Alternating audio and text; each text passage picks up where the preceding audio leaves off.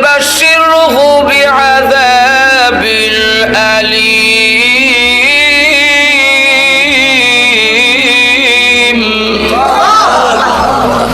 এদেরকে সুসংবাদ দিন আমার আযাব বড় কঠিন আযাব।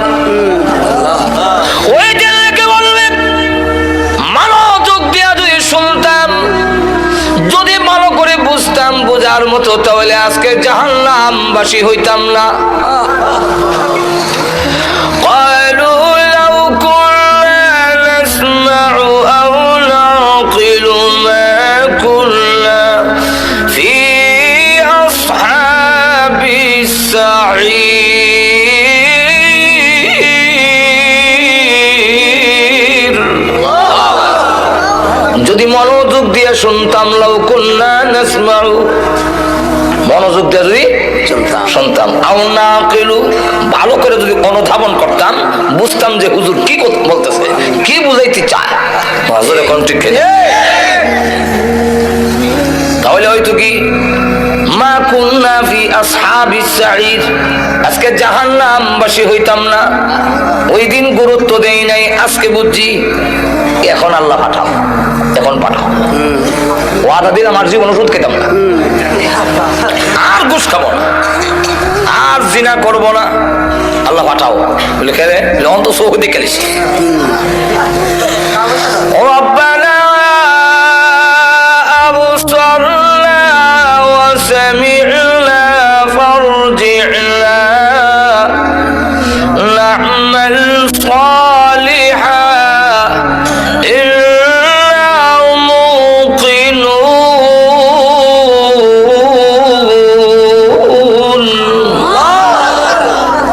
আল্লাহ এখন চোখে দেখছি যে আযাব, ভয়াবহ আযাব এখন চোখে দেখতেছি। ওয়া সামি'না, কানে শুনতেছি, কে যে চিৎকার বাবু, হ্যাঁ এখন চোখে দেখি, কানে শুনি। সোহেলপুরের গুরুস্থানে যখন আযাব শুরু হয়েছে, মিশরের গুরুস্থানের মানুষ আতঙ্কিত, কাঁপতেছে। এখন চোখে দেখি। আল্লাহর নবী বলেন, উম্মতেরা, যদি আমি আল্লাহর কাছে দোয়া করতাম, আল্লাহ আমার উম্মতকে কবরের আযাব দেখায়া দাও, আমি দোয়া করি না। কেন করি না জানোস নি? আল্লাহ তাদাফানু, তোমার বাবার লাশ লইয়া তুমি কবরও যাইবা না, মার লাশ লইয়া কবরও যাইবা না। এখন তো বুঝতেছি, একদিন বুঝবো। আরব দেশের কবরস্থানে যে বিষয়টার উপরে আলোচনা করতে চাই, সেটা হলো যে আমরা আশরাফুল মখলুকাত, সৃষ্টির সেরা মানুষ, যে আল্লাহ এই মানুষ সৃষ্টি করে পৃথিবীতে আমাদেরকে পাঠিয়েছেন একটা উদ্দেশ্যে। যে আল্লাহ কেন আমাদেরকে বানালেন, নিশ্চয়ই তার একটা উদ্দেশ্য আছে। অনর্থক অকারণে নিষ্প্রয়োজনে আল্লাহ আমাদের বানান নাই। আল্লাহ নিজে বলছেন, আমাদেরকে আল্লাহ প্রশ্ন করে জিজ্ঞাসা করেন, তোমরা কি ভাবো, তোমরা কি মনে করো অনর্থক এমনি তোমাদের বানাইলাম? আল্লাহ নিজে বলেন, আফাহাসিবতুম আন্নামা খালাকনাকুম আবাসা, তোমরা কি মনে করো অনর্থক অকারণ নিষ্প্রয়োজন আবাস? অবশ্যই না। তাহলে কেন বানাইলেন, উদ্দেশ্যটা কি? আল্লাহ আরেক আয়াতে পরিষ্কার করে বলে দিয়েছে, ওয়ামা খালাকতুল জিন্না ওয়াল ইনসা ইল্লা লিয়াবুদুন। আল্লাহ বলেন, তোমাদেরকে সৃষ্টি করার উদ্দেশ্য হলো তোমরা জীবনের সর্বক্ষেত্রে আমি আল্লাহর ইবাদত করো, এবং ইবাদত করলে করলে কি করলে না, না নিজের ইচ্ছা মতে জীবন পরিচালনা করলে এর জবাবদিহিতার জন্য আবার কিন্তু আমার কাছে ফিরে আসতে হবে। আসতে হবে না এরকম নয়। আল্লাহ এক আয়াতে বলছেন ইলাইহি তুরজাউন, তোমরা সকলেই তারই দিকে ফিরে যাবে। কোন কোন আয়াতে বলছেন ইলাইহিন নুশুর, তার কাছে গিয়ে আবার তোমরা জমা হবে। আল্লাহ আর আরেক আয়াতের শেষে বলছেন এমনটা মনে করো না যে আসতে হবে না। ওয়ান্নাকুম ইলাইনা লা তুরজাউন,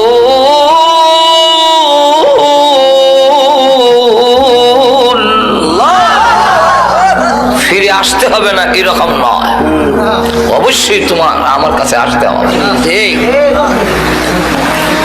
জীবনের সব কিছুর হিসাব একদিন আমার দরবারে তোমাদের দিতেই হবে।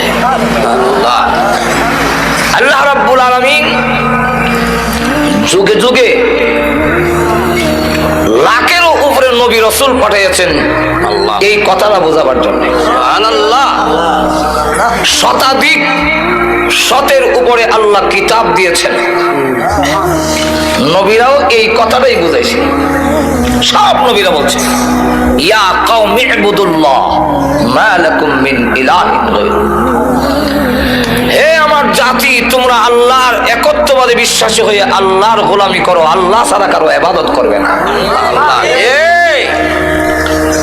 তাই জাহান্নামের পারে ফেরেশতারাও জিজ্ঞাসা করবে কেউ আব্দুল সত্তার আব্দুল গাফফার তোমাদের কাছে নবী রাসূল যায় নাই? সালাহুম খাযানাতুহা আলাম ইয়াতিকুম নাযীর,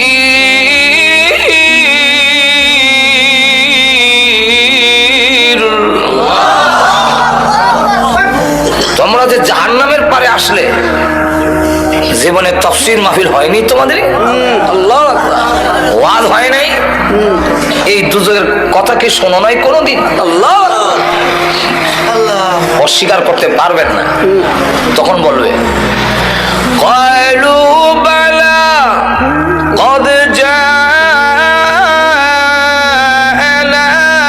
নাযীর।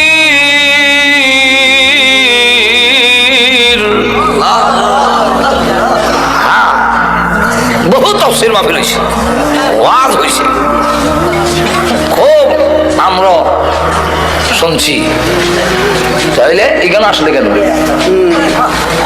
আমরা তখন অস্বীকার করছি, এত বিশ্বাস করতাম না, মনে করতাম আলেম ওলামা এমন কইবই। ফাকাযযাবনা ওয়া কুলনা মা নাযালাল্লাহু মিন শাইইন,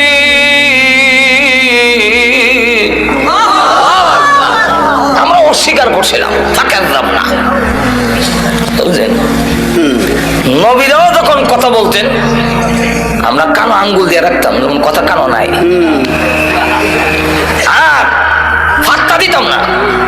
ওয়াইযা তুতলা আলাইহি আয়াতুনা ওয়াল্লা মুস্তাকবিরা কাআন লাম ইয়াসমা'হা কাআন্না ফি উযুনাইহি ওয়াকরা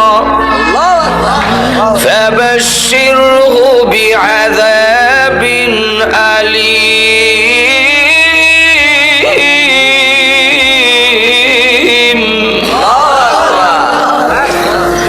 আল্লাহ নবী যখন কোরআন শরীফ শুনাইতেন ওয়াইযা তুতলা আলাইহি আয়াতুনা ওয়াল্লা মুস্তাকবিরা, আমরা অহংকার নিয়ে দম্ভ পড়ে ফিরে যাইতাম। কাল্লাম ইয়াসমাহা, যেমন শুনছি না। কান্না ফি উযুনাইহি ওয়াকরা, যেমন কানের মধ্যে ডিভা দেওয়া। আল্লাহ রাব্বুল আলামিন বলেন, নবীজি তাদেরকে সুসংবাদ দিন। সুসংবাদ কে? সুসংবাদ আযাবের সুসংবাদ হয় একটু জোরে কর না। আল্লাহ রাব্বুল আলামিন কেন বললেন সুসংবাদ? আল্লাহ আযাবের ভয়াবহতা বয়ান করার জন্য আল্লাহ বলেন ফাবাশশিরহু বিআযাবিল আলীম।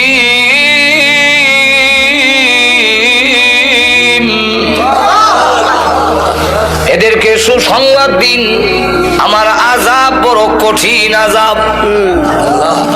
ওই দিনকে বলবে মনোযোগ দিয়া যদি শুনতাম, যদি ভালো করে বুঝতাম, বোঝার মতো, তাহলে আজকে জাহান্নামবাসী হইতাম না।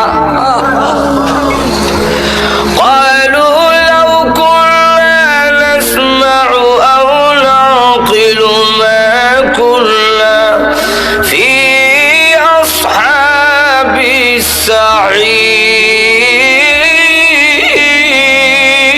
السعير। যদি মনোযোগ দিয়ে শুনতাম, লাউ কুন্না নাসমাউ, মনোযোগ দিয়ে যদি শুনতাম, আও নাকিলু, ভালো করে যদি অনুধাবন করতাম, বুঝতাম যে হুজুর কি বলতেছে, কি বুঝাইতে চায়, হুজুর এখন ঠিক তাহলে হয়তো কি মা কুন্না ফি আসহাবিস সাঈর, আজকে জাহান্নামবাসী হইতাম না।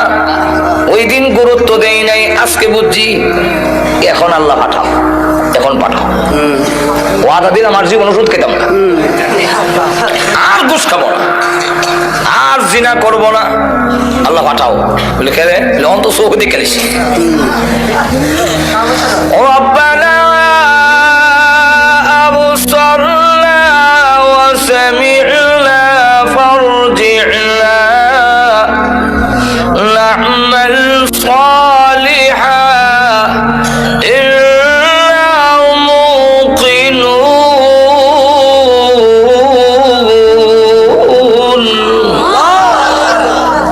আল্লাহ এখন চোখে দেখছি যে আযাব, ভয়াবহ আযাব, এখন চোখে দেখতেছি। ওয়া সামি'না, কানে শুনতেছি। কে যে চিৎকার বাবু, হ্যাঁ এখন চোখে দেখি, কানে শুনি। সোহেলপুরের গুরুস্থানে যখন আযাব শুরু হয়েছে, মিশরের গুরুস্থানের মানুষ আতঙ্কিত, কাঁপতেছে। এখন চোখে দেখি। আল্লাহর নবী বলেন, উম্মতেরা, যদি আমি আল্লাহর কাছে দোয়া করতাম, আল্লাহ আমার উম্মতকে কবরের আযাব দেখায়া দাও, আমি দোয়া করি না। কেন করি না জানোস নি? আল্লাহ তাদাফানু, তোমার বাবার লাশ লইয়া তুমি কবরও যাইবা না, মার লাশ লইয়া কবরও যাইবা না। এখন তো বুঝতেছি, একদিন বুঝবো। আরব দেশের কবরস্থানে আমরা দেশের কবর লাগাই না, আমরা তো এটা মাথা খারাপ। কবরে এত ভাক্কা করিয়া ইমন রাং সংসার দিয়া, এরপরে আবার বাত্তি উত্তি ধরাইয়া, কেন তোমরা এগুলা করো? কি যুক্তি তার পেছনে? মাজরে কণ্ঠে কেন? আল্লাহর রাসূল জানায়া দিয়েছেন, তুমি যদি একটা সিঙ্গারা খাও, মসজিদে দিলে যে সওয়াব, এর চাইতে বেশি সওয়াব আল্লাহ তোমার আমলনামায় দিত। রাসূলকে জিজ্ঞাসা করেছেন, হুজুর শ্রেষ্ঠ দান কোনটা? কোন দানটা সবচেয়ে বেশি শ্রেষ্ঠ? আল্লাহ রাসূল বলেন, যা তুমি নিজে খাইছো তা।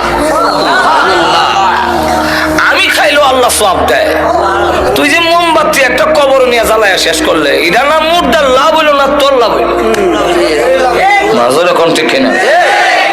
একটা মোমবাতি ধরে এটার আলো কি কবরের ভিতরে যাবে? এটা যে জ্বললা শেষ হইলো, তোর তো কোনো কামো লাগলো না। মাজরে কোন ঠিক না? কি লাভ? এর দ্বারা কোনো লাভ নাই। আমাদের দেশে কবর পূজায় ভরে যাচ্ছে, আর এক একটা কবরস্থান মাজার রেসিদা গুনার আড্ডাখানা বানাইছে। আমরা কি কম রান্না খরমপুর, এখানে দেখা দেখা যায় সবাইকে আছো নিশাপুর, সব চলো খরমপুর। নিশাপুর রে দেখে গুনার কাজে লিপ্ত হয়ে গেছো। যার মদিনা জান্নাতুল বাকির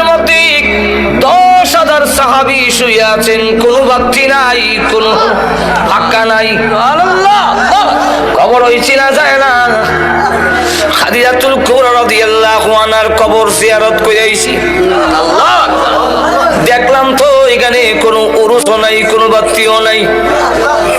বড় ধরে কোন ঠিক কিনা? আর আমরা দেশের মাথা খারাপ।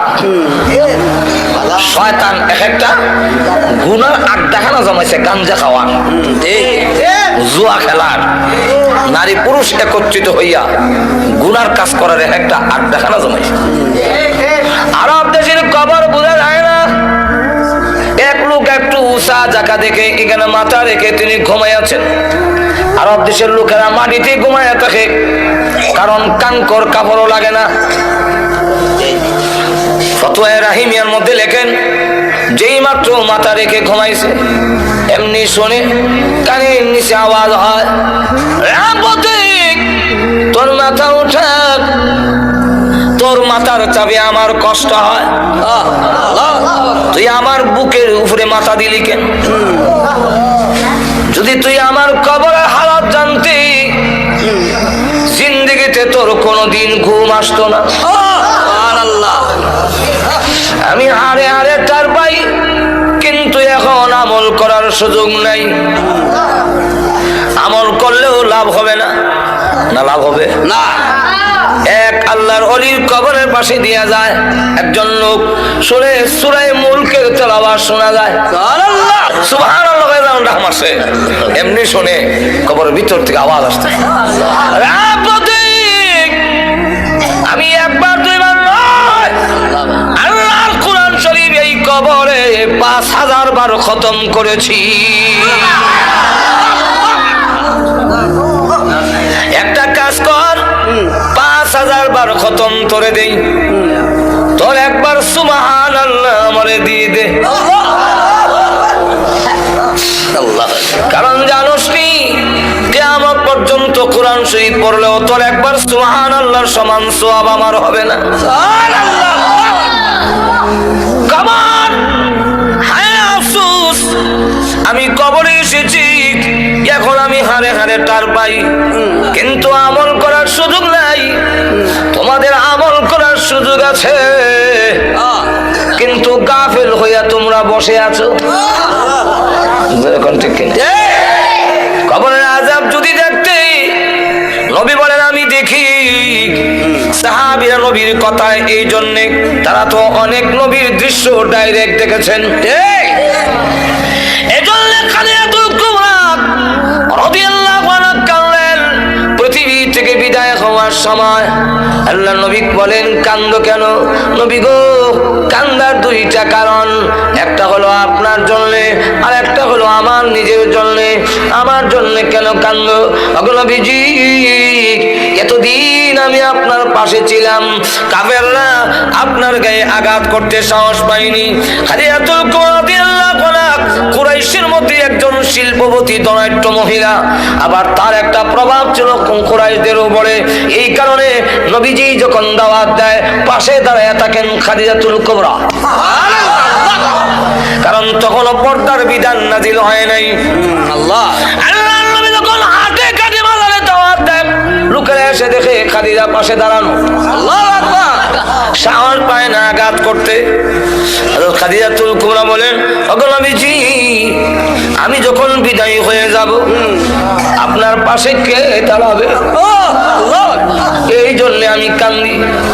মার কান্দা দেখে ছোট্ট মেয়ে ফাতেমা রাদিয়াল্লাহু আনহা ডাক দিয়ে বলে, মা গো, আপনি কাঁদলেন না, ওয়াদা দিলাম গো, আপনি পৃথিবী থেকে বিদায়ী হয়ে গেলে আমার বাবার পাশে আমি ফাতেমা সব সময় দাঁড়াইয়া থাকবো।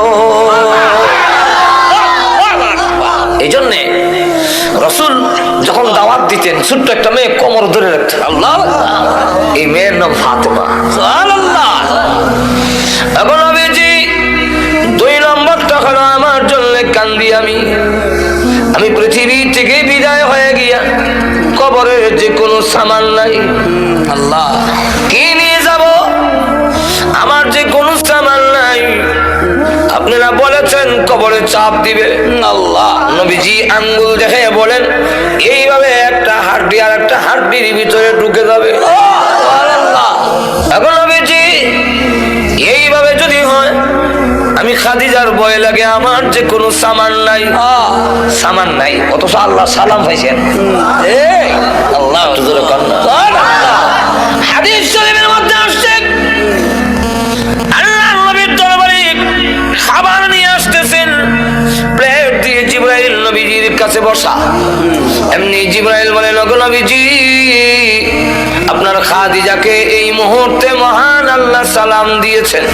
10 জন পুরুষকে আল্লাহ জান্নাতের সার্টিফিকেট দিয়েছেন, ঠিক তেমনি ভাবে এই পৃথিবীর 10 জন মহিলাকেও জান্নাতের সার্টিফিকেট দিয়েছে। ইসলাম নারীকে যে ইজ্জত দিয়েছে, পৃথিবীর কোন ইসলাম, পৃথিবীর কোন তন্ত্রমন্ত্র মহিলার এই ইজ্জত দিতে পারবে না। সুতরাং মহিলাদের ইজ্জত দেওয়ার জন্য আল্লাহ পর্দার বিধান দিয়েছেন, নারীর অবরোধের জন্য নয়। যারা কিনা আল্লাহর চাইতে নারীর পক্ষে বেশি দরদ দেখায়, এদের মতলব ভালো না, এদের পুরুষের কাঠটি নারীর মাথায় চাপা দেওয়ার ষড়যন্ত্র করছে। বাংলাদেশিরা এখানে মুসলিম জনগোষ্ঠী, এখানে মুসলমানের উপর ভিত্তি করে আইন তৈরি হবে, ঠিক কিনা? এবং এই কথাটা সব দলই বুঝে। আওয়ামী লীগ নির্বাচন ইশতেহারে লিখেছে কোরআন সুন্নাহ বিরোধী কোনো আইন পাস করা হবে না। বিএনপিও ফারুক আন্নাবারক লেখে ইসলামী মূল্যবোধ, কারণ বুঝে যে এটা না করলে এই দেশও চলবে না। যেরকম ঠিক কিনা? জাতীয় পার্টিও ইসলাম রাষ্ট্রীয় খারাপ হয়, যেরকম ঠিক কিনা? বুঝে এই দেশের মানুষ মুসলমান, যেরকম ঠিক কিনা? এই দেশের জমিনের নিচে লক্ষ লক্ষ আল্লাহর ওলিরা শুয়ে আছেন, এই দেশের জমিনের উপরে লক্ষ লক্ষ আল্লাহর ওলিরা বিচরণ করেন, যে দেশের জমিনে লক্ষ লক্ষ মসজিদ প্রতিষ্ঠিত, যে দেশের জমিনের উপরে হাজারো হাজার মাদ্রাসা প্রতিষ্ঠিত, যেই দেশে আল্লাহু আকবারের ধ্বনির মাধ্যমে পশু পাখিরা পর্যন্ত ঘুম ভাঙে, এদেশের কৃষক শ্রমিক মাঝি মাল্লারা আল্লাহু আকবারের ধ্বনি শুনে ঘর থেকে বের হয়, এবং যেই দেশের মানুষেরা আল্লাহু আকবার শুনতে শুনতে সব কাজ করে, যে দেশের সূর্য ডুবে আল্লাহু আকবারের মাধ্যমে, যে দেশের সূর্য ওঠে আল্লাহু আকবারের মাধ্যমে, সেই দেশে ডাইরেক্ট কোরআন সুন্নাহ বিরোধী কোন আইন কোন রায় এদেশের জনগোষ্ঠী মেনে নিবে না। ভাইরা আমার, আইন একটা কইয়া ফেললো বা কইয়া ফেললো, আল্লাহ গজব ছেড়ে দিছে। গজবের নাম ইফটিজিং। আমি দেশ আইতে না আইতে দেখি, এটা বুঝি না, ব্যাপারও দেখি ইফটিজিং, ইফটিজার কানো ধরে বটনি লইছে। ইফটিজিং কিটা? এটা মুখে দোয়া অন্তত 20 বার আমি মস্ক করছি। ইফটিজিং ইফটিজিং নাইলে মোদায় নতুন শব্দ তো না বলে, এরপরে শব্দটার অর্থ বুঝতেও বড় কষ্ট হয়েছে। ইফটিজিং এটা কিটা? এটার বাংলাটা হলো নারীদেরকে উত্তক্ত করা। আল্লাহ গজব ছেড়ে দিছে। তোমরা না বলছিলে জরুরি না, তখন সামলাও, এখন কয় বটনি লও, 6 মাসের জেল 4 মাসের জেল। বটনি লয় ঠিকই, কিন্তু আবার ঠিকই করে, কারণ এইভাবে আইন দিয়ে 6 মাস না 6 বছরের জেল দিয়েও ইফটিজিং থেকে নারীদেরকে রক্ষা করা যাবে না। বিলাই নাকের আগায় সুটকি লটকাইয়া যদি আইন দেওয়া হয়, এই বিড়াল সুটকি যদি খাস তাহলে 50টা বেদ। বিলাই কইব ইজাতের আইন আমার ঠেঙ্গো মানে, বরং যে এই আইন দিছে হেরে 50টা দাও। কেন? সেও তো তার সিরাখে, আমার নাকের আগার সুটকি লটকায় গন্ধ লাগে আর আমি সুটকি খেতাম না। ফাইলার মধ্যে রেখা ফাইলার ভিতরে, এরপরে ডাকনা দিয়া যদি কয় এই বিড়াল ডাকনা ফালাইয়া খেলে 50টা বেদ, তাহলে এটা মানা যায়। ঠিক তেমনি ভাবে তরুণী এবং যুবতীরা স্নো পাউডার আলতা আল খাতরা লাগাইয়া, উঁচা জুতা ভিন্দা, টাইট পোশাক পরে, চুলের মধ্যে শ্যাম্পু দিয়া এবং লাগাইয়া যুবকদের এবং তরুণদের নাকের ডগার সামনে দিয়ে আইবো আর যাইবো। আর আপনারা বলবেন ইফটিজিং করো না, এদেশের যুবকরা ঠেঙ্গো এই জাতের আইন মানবে না। যদি এই দেশের যুবকদেরকে আইন মানাইতে হয়, ইফটিজিং থেকে যদি নারীদেরকে রক্ষা করতে হয়, তাহলে একটি মাত্র পথ, সেটা হলো হেজাব পর্দার বিধান কায়েম করতে হবে। কিছু কিছু জিনিস আছে মজ্জাগত, জন্মগত। যেমন আপনি ঘুমোতে যদি কভার না খা যায় আত্রে কম লাগে না, বলে আমার নাকটা খাতে দেয়, দেখবেন অটোমেটিক না খাওয়া যায়। আমার মুখের মধ্যে তেঁতুল দিয়া যদি আপনাদের সামনে জিহ্বা নাড়ায়,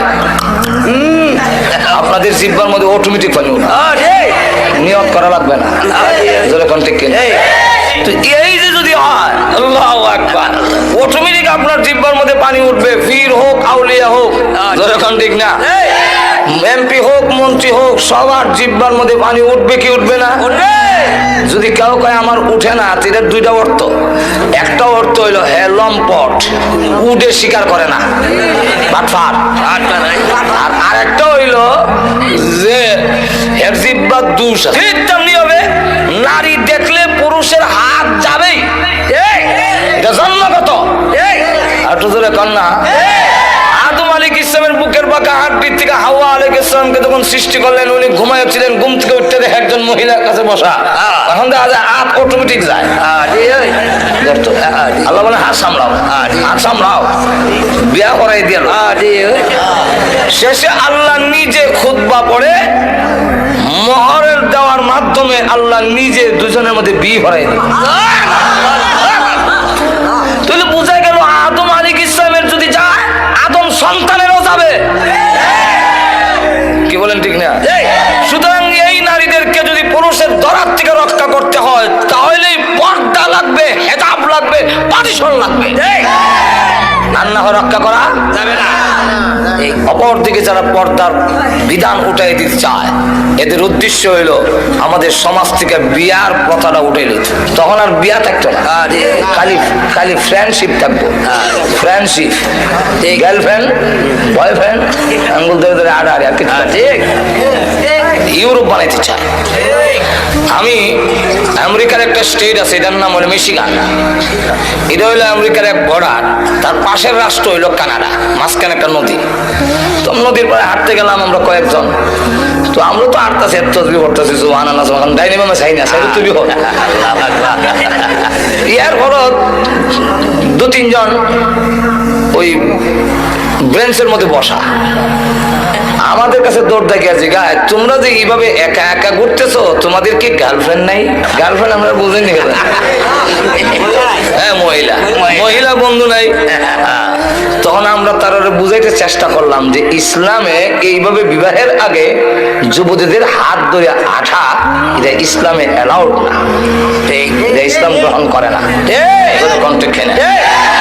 তো আমাদের সমাজেও যারা চায় এরকম করতে, তখন আর বিয়া থাকবে কই?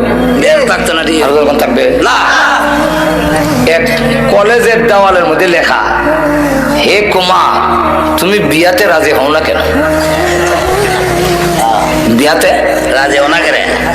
কোন বাটফারা জানে নিচে আরেক লাইন লিখে দেয়া গেছে যে সস্তায় যেখানে দুধ পাওয়া যায় গায়ে ফালে কে। অর্থ বুঝছেন না আপনারা? সস্তায় যদি দুধ পাওয়া যায়, গায়ের গোবর ভালাও, গায়ে ভালো ঘাস খাওয়াও, এই বুঝা কান্দ কোনো নেওয়ার দরকার আছে? তো যেখানে নারী পুরুষ অবাধে চলাফেরা থাকবে, যথায় তথায় পাওয়া যায়, পর্দা নাই, আঙ্গুল ধরে হাঁটতে পারে, গিয়ে ঘুরতে পারে, বাগানে ঘুরে, শ্বাসটলে ঘুরে, অফিসে ঘুরে, সেখানে এই সব কাম তো এর যতই শেষ। তাহলে হ্যাঁ, আর বিয়া করে এই মহিলার দায় দায়িত্ব নিতে চাবে না। আছে কোনো থাকবে না, বিয়ার প্রয়োজন নাই। লক্ষ্য করে দেখেন আমাদের সমাজ হতে এরকম কিছু হয়েছে। এখন ঠিক না, কলা চুলাইয়া বেচলে কাস্টমার বাড়বো, এরপরে সোলপুর বাজারে কলা চুলাইয়া লিয়ে বলছে কাস্টমার বাড়বে। তখন চুলাইয়া যখন বসে আর কিছুক্ষণ পরে দেখে যে যখন রস পড়তেছে, রসের গন্ধ হয়ে আবার মাছে জমছে, তাও ভালো মাছি না, পেশাবখানা যে বয় কালা কালা মাছি ভ্যান ভ্যান করতেছে, কথা বুঝছেন?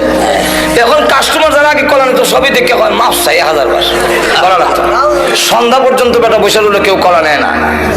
এখন কি করবে? যেখানে ভালাইতে যায় সকলে ফসা কলা কেন হয় না,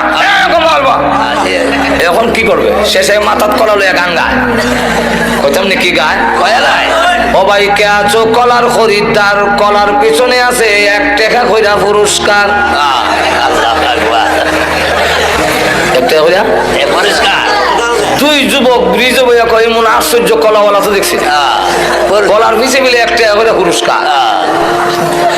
চল আমরা দুইজনে 2 আলি কলা লইলাই, তাহলে 60 টাকা তুই, আমি 60 টাকা, 8 টাকা কলা এটা তো হলাই মনে কথা। এখন এর আগে 2 আলি কলা লইছে, এটা কি কলার আকর্ষণে না টাকার লোভে? কলার দাম আছে না, কলা তুই তো হলাই দিব। ঠিক তেমনি হবে আমরাও মাথাত কবুত দিয়েছে, মনে করলাম চুলাইয়া ব্যাপারটা দিলে মনে হয় কাস্টমার বাড়বো।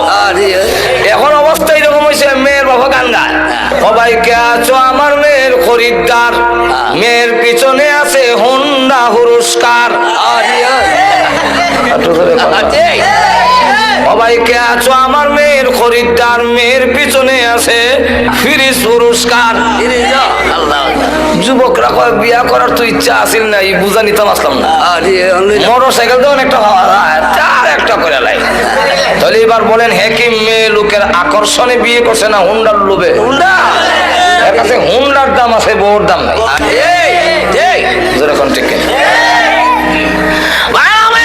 বলতেছিলাম পুরুষদেরকে আল্লাহ যেমন 10 জন পুরুষকে জান্নাতের সার্টিফিকেট দিয়েছেন, ঠিক তেমনি ভাবে 10 জন মহিলাকে দুনিয়াতে জান্নাতের সার্টিফিকেট দিয়েছেন। এর মধ্যে একজন খাদিজাতুল কুবরা রাদিয়াল্লাহু আনহা, ওনাকে আল্লাহর নবীর মাধ্যমে জিবরাইল বলেন, ওগো নবীজি আপনার খাদিজাকে মহান আল্লাহ এই মুহূর্তে সালাম দিয়েছেন এবং ঘোষণা দিয়েছেন আল্লাহর তরি জান্নাত ওয়াজিব হয়ে গিয়েছে। কিন্তু এর পরেও আল্লাহ বলে যে কবরের কোনো সামান নাই। আর আমাদের হালত কি? ও মুসলমান, আমাদের অবস্থা আল্লাহ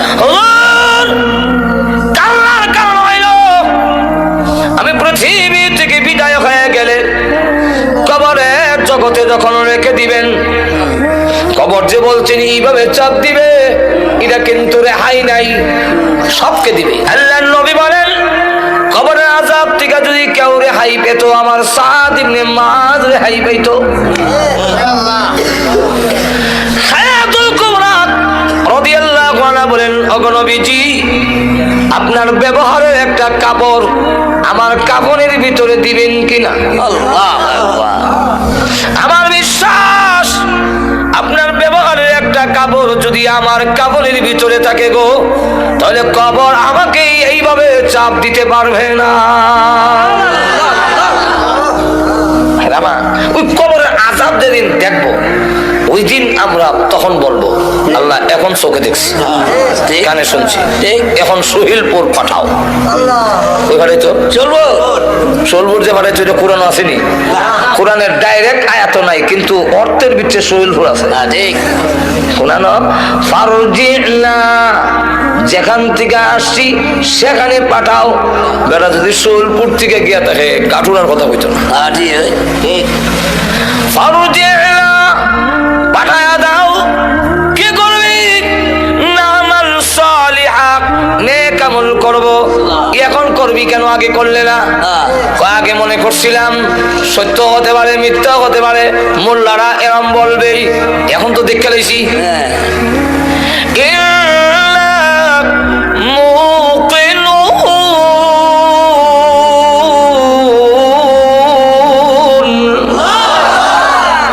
এখন দৃঢ় বিশ্বাসী হয়েছি। যখন ঠিক এই পৃথিবীতে আমাদেরকে পাঠাচ্ছেন তার গোলামি করার জন্য, আবার আল্লাহর দরবারে আমাদের ফিরে যেতেই। একটু ধরে কন্যা মনে আছে তো আপনারা? আরো ধরে কন আছে। আল্লাহ রাব্বুল আলামিন তাই বলেন, ও মানুষ তোমাদেরকে আল্লাহ আমি আল্লাহ বানাইলাম ইবাদতের জন্য, আর তামাম পৃথিবী যা আছে সবগুলো তোমাদের জন্য আমি আল্লাহ বানাইছি। আমাদেরকে আল্লাহ রাব্বুল আলামিন সৃষ্টি করেছেন তার ইবাদতের জন্য, আর আল্লাহ রাব্বুল আলামিন বলেন যে তোমাদেরকে ইবাদতের জন্য সৃষ্টি করেছি, তাই সবচেয়ে বেশি ইজ্জত আর সম্মান এবং সুন্দর বানায়া তোমাদের সৃষ্টি করলাম। লক্ষ্য করে দেখেন আল্লাহ বলেন এমন সুন্দর তিনটা অন্ধকারের ভিতরে তোমার মার পেটের ভিতরে তিনটা অন্ধকার এখানে আমি আল্লাহ তোমারে বানাইছি। তোমরা যদি অন্ধকারের মধ্যে কোনো জিনিস বানাও সুন্দর হবে না। চোখ যেখানে লাগাইবার কথা অন্ধকারের মধ্যে আতাইয়া পরে দেখা যায় ফিসেদা লাগাই দিলে। আল্লাহ রাব্বুল আলামিন বলেন কোরআনে ইয়াখলুকুকুম ফি বুতুনি উম্মাহাতিকুম খালকাম মিন বা'দি খালকিন ফি যুলুমাতিন সালাস।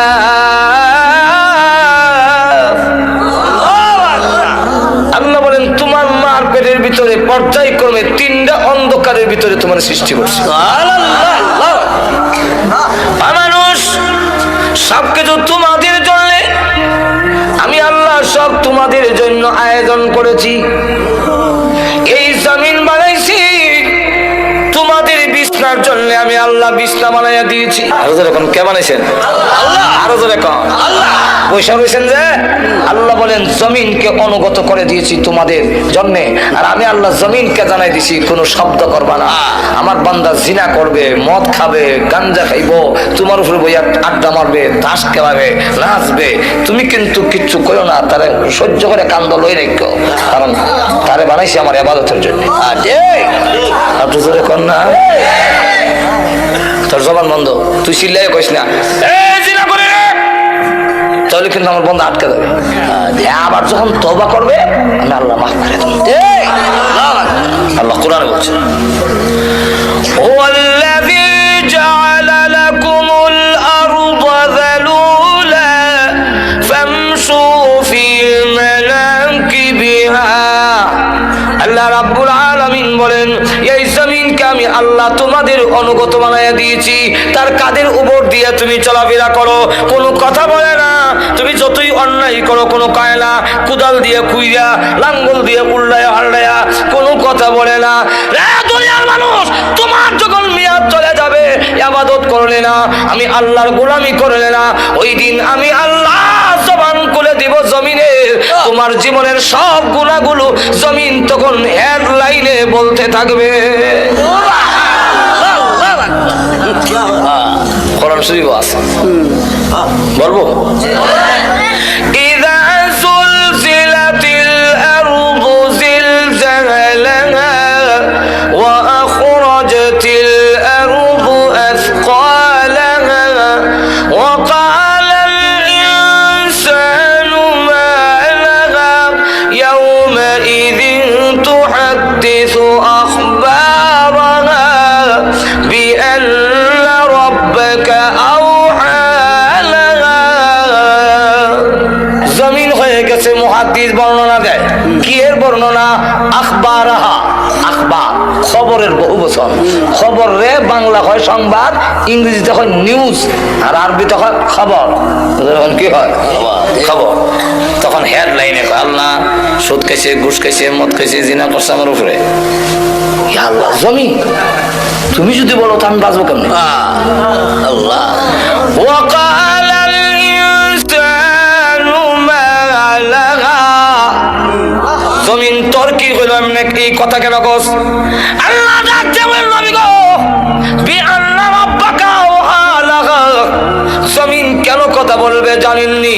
আপনার রব হুকুম দিয়েছেন, আপনার রব হুকুম দিয়েছে, এই জন্য মানুষ যত গুনাহ করেছে জমিন সব এক একটা করে বর্ণনা দিবে। আর এখন জমিন লড়ে না। আল্লাহ বলে এত উপরে আকাশ কোনো ফিলার দিলাম না, এই আকাশ কে স্থাপন করছে? আল্লাহ। আল্লাহু আকবার। জোরে কোন আল্লাহ। কার জন্য? আমরা। কোনদিন ভাঙ্গা পড়ে না, টুকরা না, সলডা না। আল্লাহ কোরআনে বলছেন কেন হবে না? ওয়াজআলনাস সামাআ সাকফাম মাহফুযা। আল্লাহ বলেন আসমানকে আমি আল্লাহ নিরাপদ ছাদ বানাই দিছি, মাহফুজান নিরাপদ, কোনদিন পড়বে না। আল্লাহ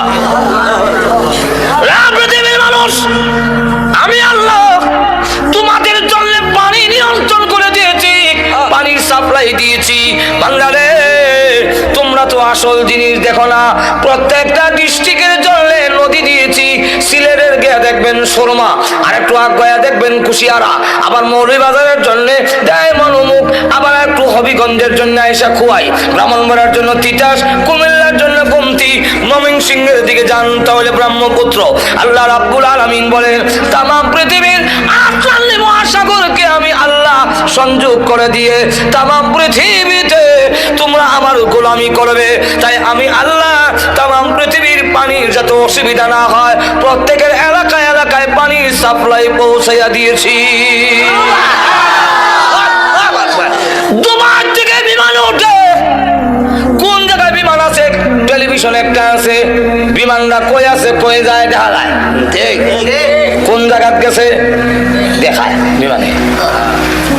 আটলান্টিক মহাসাগর 14 ঘন্টা বিমান চলে, তথাপি ওই সাগর পাড়ি দিতে পারে না।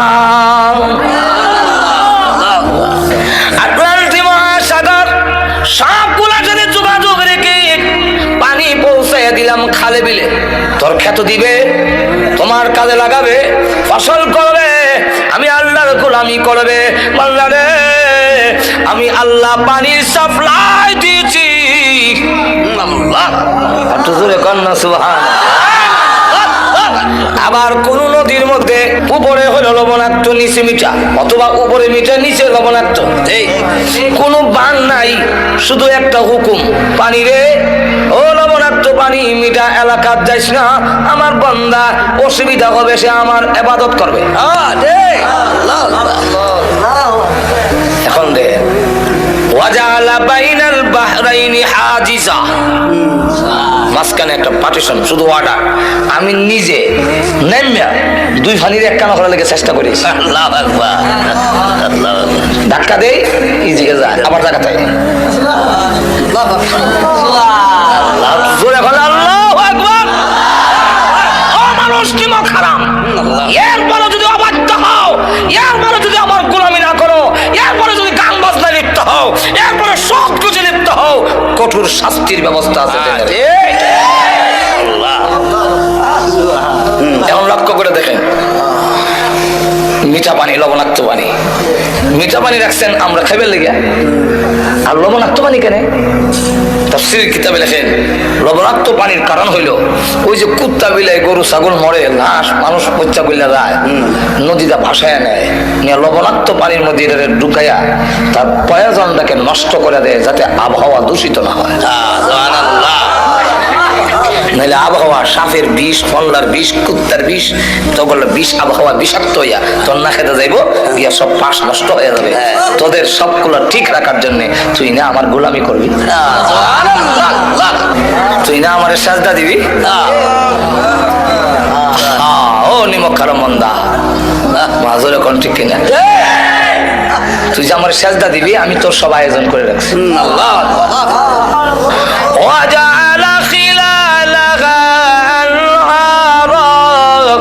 وجعل بين البحرين حاجزا أإله مع الله।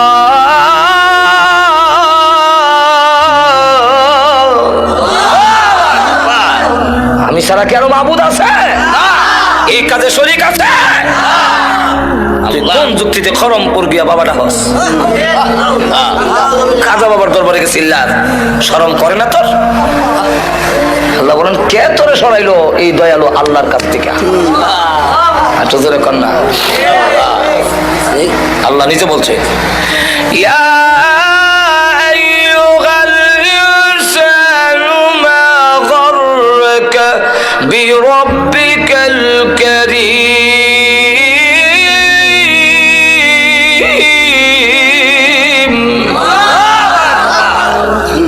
ও দুনিয়ার মানুষ, তোকে কোন জিনিসে কোন বস্তু দাতা রবের কাছ থেকে তোরে সরাইলো? যিনি দাতা দানশীল আল্লাহ, এত দান করলেন যিনি, তার কাছ থেকে তোরে কে নিল? ভান্ডারি মাজরে কোন ঠিক বাবা ভান্ডারি লাইন ছাড়া চলে না রেলগাড়ি। তুই এইখানে গেলে তুমি তুমি কেন বলো বাবা তোমার দরবারে কেউ ফিরে না খালি হাতে?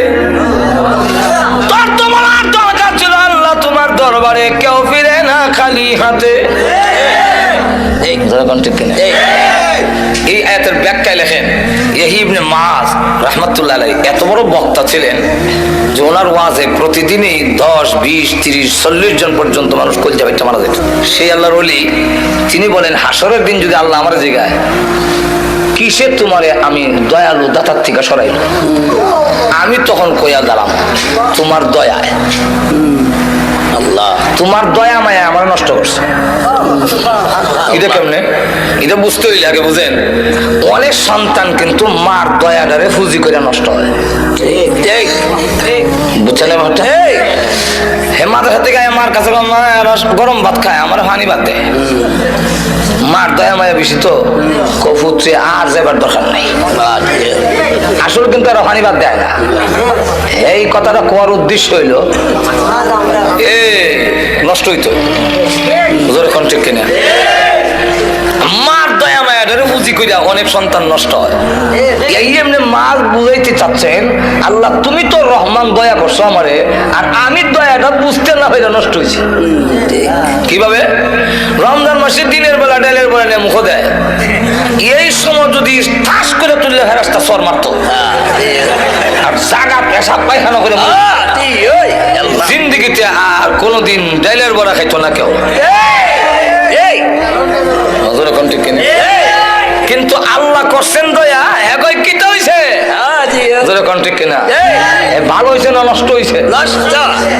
ঘুমাই দিচ্ছে যদি ঘুম থেকে আমরা ফজর নামাজ পড়ে উঠে গিয়ে দেখতাম যে যারা যারা ফজর নামাজ পড়ছে না ফেরেশতারা জোড়া যারা আসে সব ছুটে লিছে।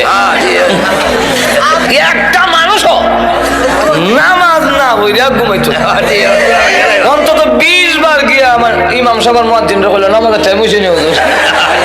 প্রভু তুমি করেছো দয়া আর আমি হয়ে গেছি নষ্ট। এখন ঠিক কিনা? মা যখন ছোট সময় দুষ্টামি করতাম তো আব্বার কাছে বিচার গেলে আব্বা কইতো হয়তো হে থাকবে আর না হয় আমি থাকবো। আমিও বাড়ি থাকি না, চক্কর দিই। আল্লাহর কি মর্জি এক ঘরের সাইডে আমি আইতাছি, আব্বা যে এই সাইডে দিতেছে এটা তো আমার জানা না। দুজনকে মুখামুখি এমনি হয়ে না আব্বা কত দৌড় দিস না ঠ্যাং গেলাম। আমিও দেখলাম দৌড় দিয়া জানবা হয় তখন কত মেনু সরি গজব থেকে বাজবার লেগে কাম হয় না। আব্বা দৌড়ে বাড়িতে নাছি নিয়ে একটা লাঠি রয়েছে, লাঠি এখন উপর দিকে উঠেছে, এখন আমার শুরু হইব আজাব না দিল এমনি সিলি মারতাম মার দয়া মায়েরা বেশি না কম? মা এমনি তোর দিক সন্তান আর লাঠির মাঝখানে ডুইকা যায়। ডুইকা তখন বলে মায়ের লাগো আর দুষ্টামি করবে না। মা খুব ভালো করে জানে আমি মায়ের খাই ও দুষ্টামি ছাড়তাম না। মা দয়া মায়া যেমন বড় হয়ে দাঁড়ায় আল্লাহ বলেন আমি রহমান। তুই যখন নামাজ পড়স না, তুমি যখন রোজা রাখো না, সুদ খাও ঘুষ খাও জেনার মধ্যে লিপ্ত হও, আমার গজব যায় তোকে তোমার চলে। আমি আল্লাহ দয়ালু, আমি দেখে আমার বান্দা মরে যাবে, ধ্বংস হয়ে যাবে। এমনি আমার দয়া মায়াকে ডাক দিয়ে বলি ইন্না রাহমাতি সাবাকাত গজবি, গজবের আগে আগে দৌড়তে আমার বান্দার গজবের মাঝখানে ঢুইকা গিয়া বলবে গজব রে পড়িস না, এবার রমজানও ডাইলের বড়া খাইছে, সামনের রমজানে আর খাইতো না। আমি আল্লাহ করি তোরে দয়া আর তুই গেছ নষ্ট হইলে ঠিক কিনা? আল্লাহ যদি জিজ্ঞাসা করেন তা আমি কমু তোমার দয়া মায়া না করতাম অত নষ্ট হইতাম। আল্লাহ আমি যেমন আগে দয়া করছি মরার পরও দয়া চাইবা বাঁচতে পারবি না। যখন ঠিক কিনা তোর ধরে লিব, কারণ সিস্টেম যেভাবে দেয়া রাখছি তুই ধরা পড়বে। না সিস্টেমে ধরা হয়ে গেছে, কইতাম নি এক ঘটনা। কারণ সিস্টেম তৈল যার ওজন নেকের ওজন বেশি হইব জান্নাতি, আর যার গুনাহ বেশি হইব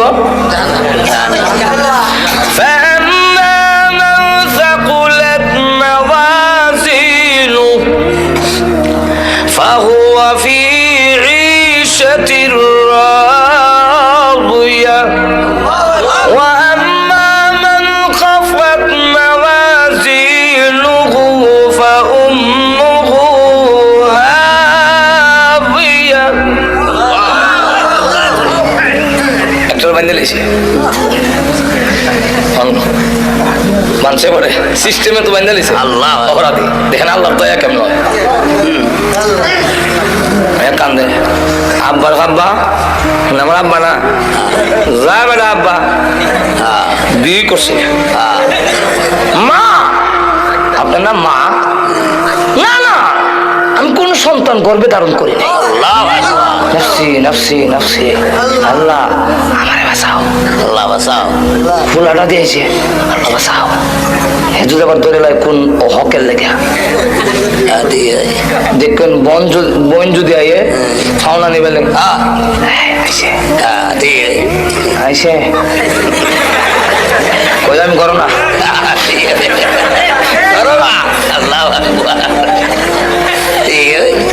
ভাই যদি কয় বলে ফুলার পাঠাইতে আসতাম সৌদি আরব 3 লাখ 2.5 লাখ টাকা লাগে, বাইরে করছে তুমি 1 লাখ টাকা দাও, দিত না। এর লেগে ভাই আইলে এই সময় বেশি, এই সময় আর হাসরের মাঠ আল্লাহ স্ত্রী তুমি আমার বউনা না, আমার বিয়ে হয়েছে না আল্লাহ। আমার কথা না, কোরআনে বলছেন সব ভাগবো। এই ইয়াউমা ইয়াফিরুল মারউ মিন আখিহি ওয়া উম্মিহি ওয়া আবিহি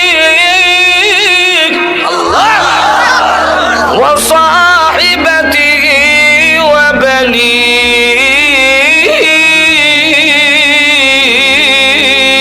আল্লাহু আকবার। সব খালি ভাগে, কেউ কারো পরিচয় দেয় না। আপনি আমার বিয়াই না মৌলানা সাহেব? ও মৌলানা সাহেব, আরে বিয়াই মারাইও না। নফসি নফসি নফসি। হুজুর আপনি না আমার পিসা, আপনার কাছে মুড়ি দিছিলাম না, ফির কইস না। বন্ডর কাছে যখন যাইব, হে আল্লাহ আমি কোনো বিড়ি না, বাপ ধরছিলাম ফ্যাট ফলবার লাগিয়া।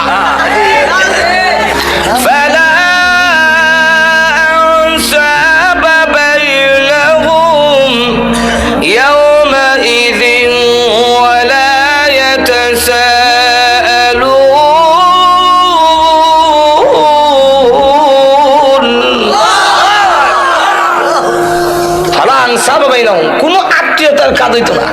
আল্লাহ প্রভু গো, তোমার দয়া মায়া মায়া নষ্ট হয়েছে, গুনাহ করেছি, কেউ পরিচয় দেয় না। আল্লাহর অর্ডার, এই ফেরেশতারা তো নিয়মে বেঁধে দিয়েছে। আল্লাহ আপনি নিয়ম দিয়েছেন, নিয়মে ধরছি, নিয়মে ধরছি। তো এই দিকটা নিয়ে ওই রাস্তা দিয়ে ফেলাইবা, যে রাস্তা দিয়ে নিয়ে যাবে লেগে আল্লাহ অর্ডার দিছে। দেখেন আল্লাহ কি কেরাসমা লাগায়। ওই রাস্তার মধ্যে একটা লোক, একজন আল্লাহর ওলি, ব্রাহ্মণবাড়িয়ার বড় হুজুরের মতো আল্লাহ, উনার সাথে সে একদিন শহরে, মরুভূমির শহরে গেছে। আল্লাহ হুজুরের পানি শেষ, গলা শুকাইয়া গলা কাটা মুরগির লাগান কইরা সাইচানি আনন্দ হইছে, ওনার বাঁচত না। কিন্তু তার কাছে পানি আছে। আল্লাহ সে কয় এখন যদি পানি ওনারে দেলাই তো সামনে তো আমারও বিপদ হওয়ার সম্ভাবনা আছে আছে। আবার কয় একজন আল্লাহওয়ালা লোক, বড় হুজুরের মতো ওলির লোক মারা যাইব। আল্লাহ তোমার উপরে ভরসা, তুমি আমার ভাষা লাগাইও না, দেলাই তোমার বান্দারে মায়া দিলাইছে। হুজুর হুজুর পানি পান করিয়া, হাদিস শরীফের ঘটনা, পানি পান করে তখন সুস্থ হইয়া দুজন মরুভূমি পার হইয়া এসে বসছে, আর কোনো অসুবিধা হয়েছে না। সুবহানাল্লাহ। ওই লোকটাকে আল্লাহ টিকিট দিয়েছেন বেহেশতের, দিয়া বলছেন ওই ওলিকে যে তুমি লাইনে দাঁড়াও, কারণ বেহেশতে যাবার সিস্টেম হইলো লাইনে যাইতে হবে। সুবহানাল্লাহ। বড় হুজুর ফখরে বাঙ্গাল আল্লাহওয়ালাদের দল না হইয়া জান্নাতে যেতে পারবেন না। আপনি একা একা পণ্ডিত হইলে কাজ হইতো না। জান্নাতে যাওয়ার সিস্টেম আল্লাহ হয়ে যেতে ঠিক আমার কথা না, আল্লাহ কোরআনে বলছেন। বলবো আয়াত, ফাদখুলি ফি ইবাদি ওয়াদখুলি জান্নাতি।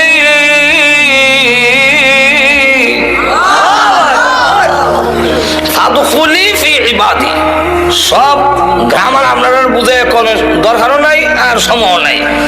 ফাদখুলি ফি ইবাদি, আমার প্রিয় বান্দাদের ভিতরে, ফি ভিতরে ঢুকো। ওয়াদখুলি ফি জান্নাতি, ফি নাই কেন এখানে, ফি নাই। ওয়াদখুলি ফি জান্নাতি এইভাবে না, ফাদখুলি ফি ইবাদি ওয়াদখুলি জান্নাতি। জান্নাতি কবার সময় ফি লাগাইছে না। সুবহানাল্লাহ। তাহলে জান্নাতে যাওয়ার আগে আল্লাহওয়ালাদের দলে ঢুকতে হবে, আর ঢুকতেই তুমি জান্নাতে যেতে হবে। টিকিট লেগে খাইছে। আর আল্লাহর বিধান হলো যারে টিকিট দিলেইব আর টিকিট ক্যান্সেল করবেন না। টিকিট ফাইলে তাহলে হামসা শুন। জান্নাতি যা কইব আল্লাহ ওই লোকটা যে দাঁড়ানো হানি খিলাইছিল যে আল্লাহ তার সাথে দেখা করাবেন লেগে বাড়াই যায়। হ্যাঁ ওই দিকটা নাই, ঘুরাই নিয়ে ইয়া হান্নানু ইয়া মান্নান বান্দালাইছে, ইয়া হান্নানু ইয়া মান্নান। জাহান্নামে যাই গো আল্লাহ, তুমি না রহমান, তোমার দয়া মায়া ছাড়া বালবার উপায় নাই। কোন সময় পানি খেলেছিল অত বড় বিপদের সময় তো মন তাহার কথা আল্লাহ তার মেমোরির মধ্যে আইনা দিছে এবারের চেহারা। চেহারাটা দেখা যায় আর কয় চিনি চিনি লাগে। আল্লাহ চিনি যেমন ও পানি যে কিনেছিলাম বেস্টের টিকিট লয়ে খারাপ হাইজি হুজুর মরুভূমির মধ্যে গলা কাটা মুরগির লাগান চটপটি করছিলেন পানির অভাবে। আল্লাহ মরণের উপক্রম ছিল, নিজে না খাইয়া পানিরা দিয়েছিলাম গো আপনার মুখে ঢালিয়া। আল্লাহ এত বড় বিপদের সময় সাহায্য করেছিলাম, আর আজকের কিয়ামতের মাঠে আমি বিপদে পড়েছি। আপনি কি পারেন না গো আল্লাহর কাছে এই কথাটা বলে সুপারিশ করতে? আপনি যদি বলেন আপনার টিকিট তো ক্যান্সেল হবে না, আপনার টিকিট বাতিল হবে না, হে আল্লাহর ওলি আপনার সুপারিশ আল্লাহ গ্রহণ করবেন। আপনি যদি আমার জন্য সুপারিশ করেন তাহলে আপনার কোনো ক্ষতি হচ্ছে না। একটু বলেন না আল্লাহর কাছে। লোকটা কাহা এত বড় বিপদের সময় তুমি আমারে সাহায্য করেছিলে, এমনি আল্লাহর কাছে বলে প্রভু গো বড় বিপদের সময় নিজে না খাইয়া ওই পানি আমার মুখে ডাইলা দিছে, আল্লাহ গো তার কি মাফ করতে পারো? আল্লাহ মাফ করে দাও। আল্লাহ ডাকতে বলেন এই কথাটা বলার জন্যই নিয়েছি আল্লাহ, আমার দয়া মায়ার কিঞ্চিত মাত্র তোমাদের অন্তরে দিয়েছি, এতে যদি এত দয়া লাগলো তোমার বিপদের সময় নিজে পানি পান না করে তোমার মুখে ঢেলে দিয়েছে, এতটুকু যদি দয়া করতে পারলো, আমি তো রহমান, আমি রহিম, আমি আল্লাহ কি পারি না রে বিপদের সময় তোদের প্রতি দয়া করতে? জানে বাংলা ওই নে কামলটাকে উসিলা করে আজকের কিয়ামতের মাঠে আমি আল্লাহ তোর জিন্দেগির গুনাহ মাফ করে দিলাম। আল্লাহর দয়া মায়া ছাড়া বাঁচার কোনো উপায় নাই। আল্লাহ দুনিয়া তো আল্লাহ করছে দয়া, আর আমরা গেছি বিগড়াইয়া।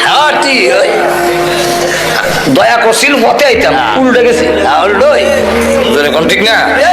এখন আসুন পানির কথা দিয়ে বলতেছিলাম, মনে আছে না আপনারা? লবণাক্ত পানি আর মিঠা পানি। হ্যাঁ আমার লক্ষ্য করে দেখেন আল্লাহ বলেন পানি আবার বান্দারে তোমরা আমার ইবাদত করবে, গোলামি করবে, এই কারণে মিঠা পানি উঠাই না, লবণাক্ত পানি রাখে আকাশে নিয়ে যাই, তোর জন্য মিঠা পানির শর্ট না পড়ে। আল্লাহ লবণাক্ত পানি বাষ্প করে আসমানে নিয়ে আবার এই লবণাক্ত পানি তোর জমিনে ছাড়ি না। সূরা ওয়াকিয়ার মধ্যে আল্লাহ বলেন, যদি লবণাক্ত পানি ছেড়ে দিতাম তোমার ধান গাছের ছোট ডাঁটা দাঁড়ায়া থাকতো, ধান থাকবে না, ধান থাকবে না, শরীর থাকবে না, তোমার ফসল জলে ছাইখায় হয়ে যাবে লবণাক্ত পানির কারণে।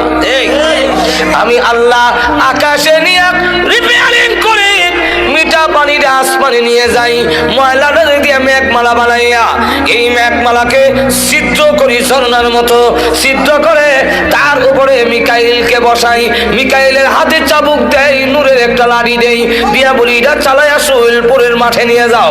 মাঠে নিয়ে যায়, চাবুক মারে, নূরের লাঠি যখন ঘোরায়, এটাই হলো দিনের জিলকি। আমি আল্লাহ এর মাধ্যমে তোর জমিনে সার নাজিল করি।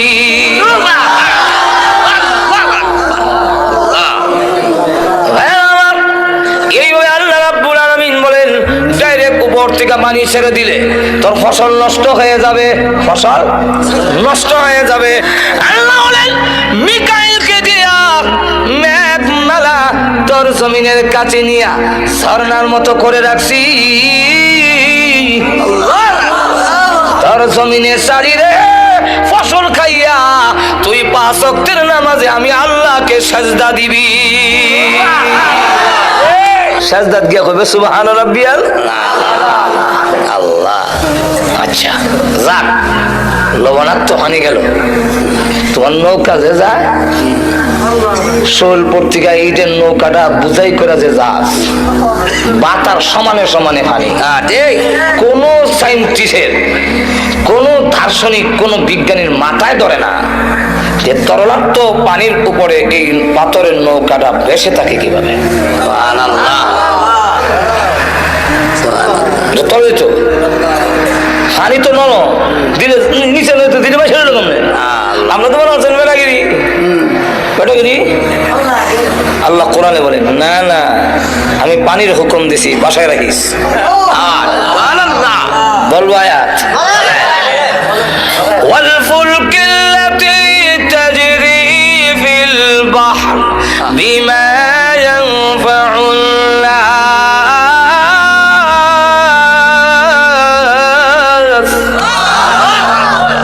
তোর নিত্য প্রয়োজনীয় জিনিসগুলো পানির উপর দিয়ে ফুলক, ফুলক মানে কিস্তি, নৌকা, লঞ্চ, জাহাজ। আল্লাহ বলেন তাজরি ফিল বাহর, বাহর মানে নদী, সাগর। আল্লাহ বলেন এর উপর দিয়ে আমি চালাই, বিমা ইয়ানফাউন নাস, তোর নিত্য প্রয়োজনীয় জিনিসগুলো পৌঁছাবার জন্য পানিকে আমি নোটিশ দিয়ে রাখছি। আল্লাহ আমি যদি ডুবাইয়া দেই তোমার আমেরিকা চাচা রক্ষা করতে পারবে। আর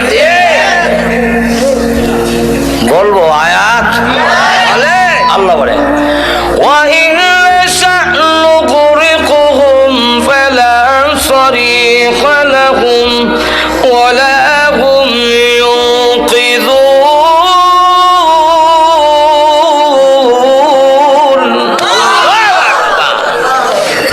আমি যদি ডুবাইয়া দেই তাহলে وَإِنْ نَشَأْ نُغْرِقْهُمْ, আমি যদি তোমাদের তাদের ডুবাইয়া দেই ইচ্ছা করি, ফালা সারিখা লাহুম, কোন সাহায্যকারী পাবে না, ওয়ালা হুম ইউনকিযুন, তোমাদেরকে কেউ রক্ষা করতে পারবে না। আল্লাহ বলেন শুধু তাই না, আমি আল্লাহ ঘুমাই না, আমি আল্লাহ তোমাদের ঘুম পাড়াই এবং ঘুমের ব্যবস্থা করে দিয়েছি।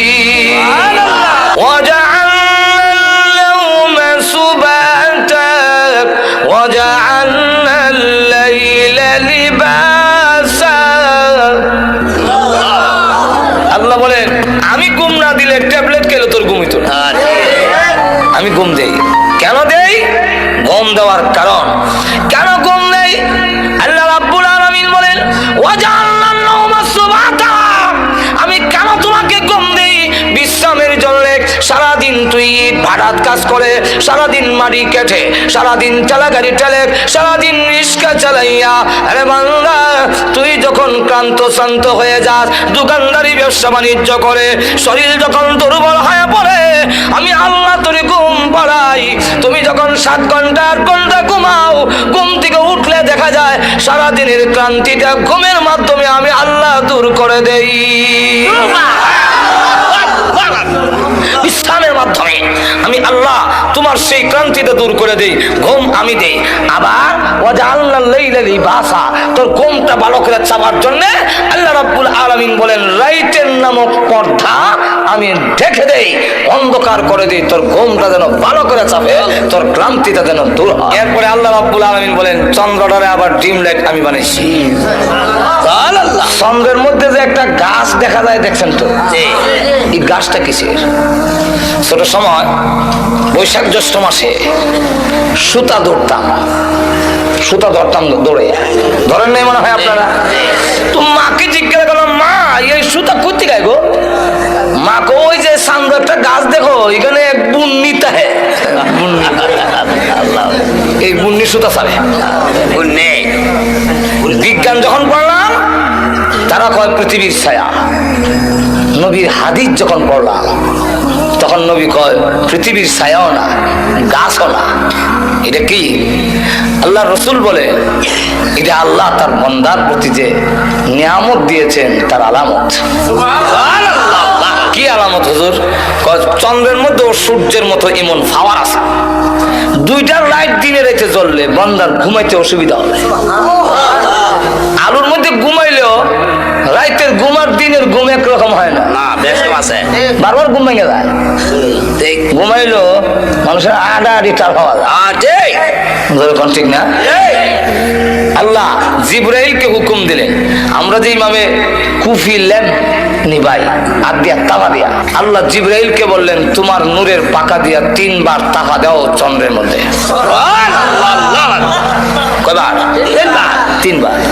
জিবরাইল আলাইহিস সালাতু ওয়াস সালাম তার নূরের পাকাকে আমরা হাতে সমানো না, আল্লাহ চন্দ্রের মধ্যে 3 বার আঘাত করার পরে যখন নাকি এইভাবে আঘাত করে করার সাথে সাথে তার ভিতর থেকে আলো বের হয়ে গেছে, আল্লাহ হুকুম দিলেন সূর্যের সাথে এটা মিলায়া দাও, যোগ করে দাও, আর চন্দ্রের মধ্যে একটা দাগ রেখে দাও।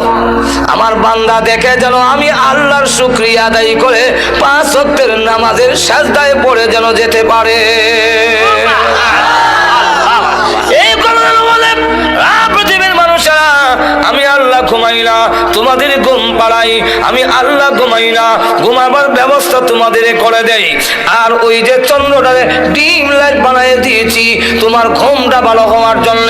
বান্দারে এই সবগুলো কইরা আমি আল্লাহ ঘুমাই না তোমাদের ডাক শোনার জন্য। কোন সময় বিপদে পড়ে আমি আল্লাহকে ডাক দিবি তোমাদের এটাকে সাড়া দেওয়ার জন্য।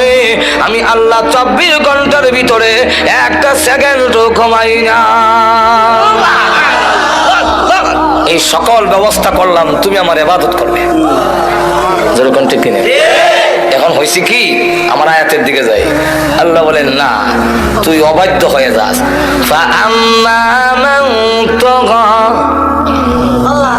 যারা অবাধ্য হয়ে যায়, সার্কাস অবাধ্য, ওয়াসারাল হায়াতাদ দুনিয়া, ওয়াসারাল হায়াতাদ দুনিয়া, এত কিছু নিয়ামত দেওয়ার পরও যে আমার অবাধ্য হয়ে যায়, সীমা লঙ্ঘনকারী হয়, আর দুনিয়ার জীবনটাকে অগ্রাধিকার দেয়।